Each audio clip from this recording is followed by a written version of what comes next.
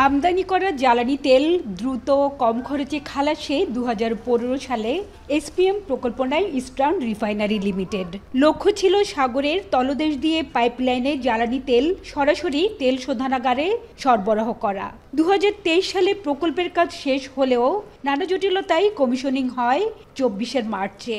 যদিও বারবার সিদ্ধান্ত পরিবর্তনের ফলে 1.5 বছরেও পরিচালন ও রক্ষণাবেক্ষণ ঠিকাদার নিয়োগ হয়নি।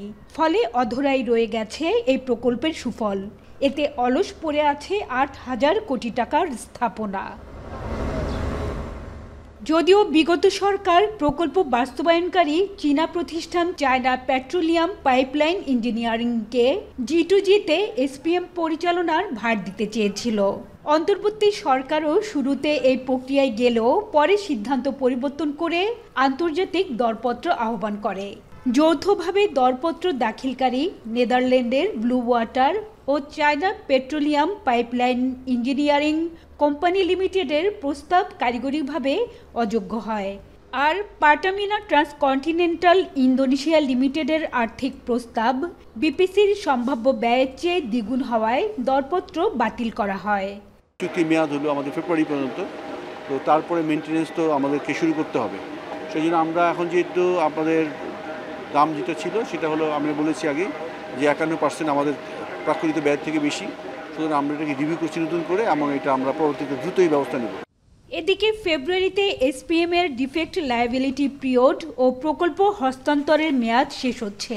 এই অবস্থায় দরপত্র বাতিলের 1 মাসের মধ্যে আবারও G2G'র দিকে এগুচ্ছে বিপিসি। আমরা যদি পুনঃ টেন্ডারের দিকে যাই নতুন করে, এই প্রক্রিয়াটা অনেক দীর্ঘ, ফলে আমরা আসলে ডিফেক্ট লায়াবিলিটি পিরিয়ড ধরতে পারবো না। তো আমাদের জন্য খুবই ভালো হয় যদি আমরা G2G'র মাধ্যমে একটা দ্রুত কন্ট্যাক্ট করে ফেলতে পারি। যে কোনো দেশই হোক, তারা যদি কম্পেটেবল হয়, যারা যদি করার সক্ষমতা থাকে, তাহলে আমাদের জন্য বা দেশের জন্য খুব উপকার হবে। অবাক করা ব্যাপার হলো, বাতিল হওয়া দরপত্রের চীন ও ইন্দোনেশিয়ার 2 প্রতিষ্ঠান পুনরায় দূতাবাসের মাধ্যমে সংক্ষিপ্ত কারিগরি প্রস্তাব পাঠিয়েছে। বিপিসি চেয়ারম্যান বলছেন, মূল্য কমানো সহ G2G'তে নেগোসিয়েশনের অনেক সুযোগ আছে। তাই কারিগরি ও আর্থিকভাবে যোগ্য হলে এবং সরকারের অনুমোদন পেলেই কেবল চুক্তি হবে।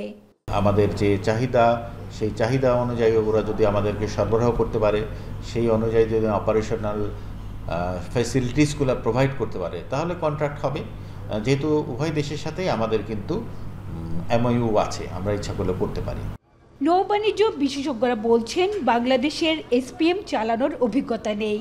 তাই চুক্তিতেই যদি বিল্ট অপারেটর ট্রান্সফার পদ্ধতিতে প্রকল্প বাস্তবায়নকারী প্রতিষ্ঠানকে নির্দিষ্ট সময়ের জন্য পরিচালনার কাজ দেয়া হলে রাষ্ট্রের এত বড় ক্ষতি হতো না।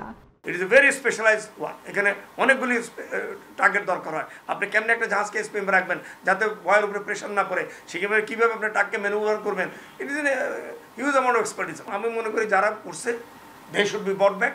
ওদেরকে বলেছে তোমরা আমাদের 1 বছর চালায়া দেখাও, ফুল সিজন। এর মধ্যে জুন জুলাই মাস আসবে, শীতকালও আসবে, সব কালই আসবে, প্রায় হবে। তারপরে they will build operator transfer. বর্তমানে আমদানি করা ক্রুড অয়েল গভীর সমুদ্রে বড় জাহাজ থেকে ভাড়া করা লাইটারের জাহাজে করে পতেঙ্গায় ইস্টার্ন রিফাইনারির ট্যাঙ্কে আসে। এতে পুরো তেল খালাসের সময় লাগে 11 থেকে 12 দিন, আর পাইপলাইনে যাবে মাত্র 2 দিনে। এতে জ্বালানি তেল খালাসে সাশ্রয় হবে অন্তত 800 কোটি টাকা। হাজারা শিউলি, এখন, চট্টগ্রাম। কালার এক্সপার্ট, জর্জ স্যাপ এবং মাইল্ড অন হ্যান্ডস টেকনোলজি সমৃদ্ধ অরিক্স ক্রিস্টাল ওয়াশ, আপনার লন্ড্রি এক্সপার্ট।